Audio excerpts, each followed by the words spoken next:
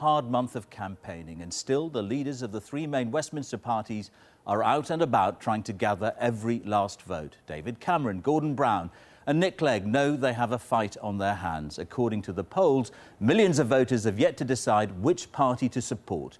All three leaders have agreed to appear live on this programme tonight. But first, our political editor Nick Robinson, as we approach that moment when the contenders fall silent and the voters make their mark. It's never too late to persuade the undecided. Never too late to convince people to have trust in you. Never too late for yet another campaign stop. David Cameron campaigned right through the night. After all, who needs sleep? And it is all night. It is. It's not it just is. here and you No. We've got Darwin, we've got Wakefield, we've got Wales, we're going to Montgomeryshire, so all through the night, consistently, making stops. Then a bit of, breaks, there are breaks in between. There is time a for bit of sleep. A little bit of cup of tea or a bit of sleep. Yeah. That's the idea.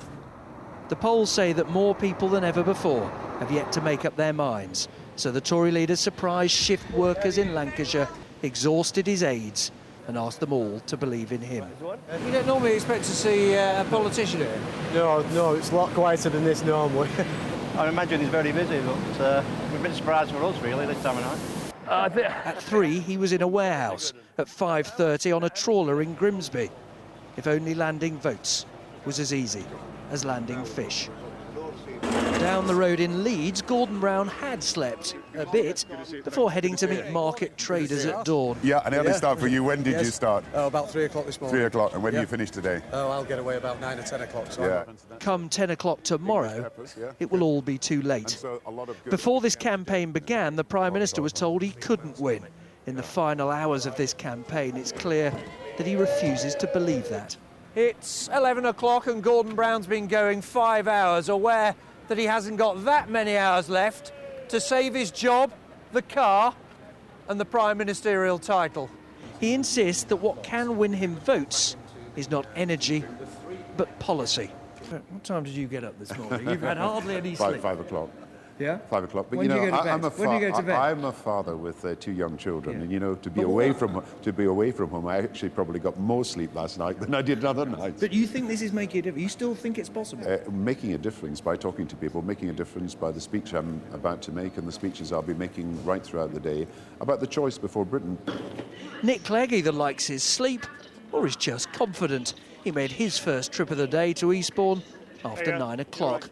All of this activity because they need you to do what it is that they believe in. More and more people are actually coming out and saying to us that they really want to now support the Liberal Democrats because they know that only we offer the real difference that I think lots of people want. The early star of this campaign knows he faces a squeeze from those who say the only vote that counts is to put either Cameron or Brown in number 10. We have 36 hours to do something different, to deliver real change, real hope, real fairness. So don't let anyone tell you that your vote doesn't count. When you put that cross on the ballot paper, it might be a small cross, but it will be a big step towards a fairer, a better Britain.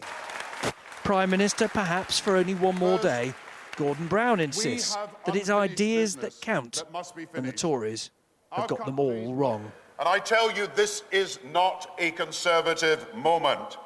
Everyone knows that when the banks failed, people needed government on their side.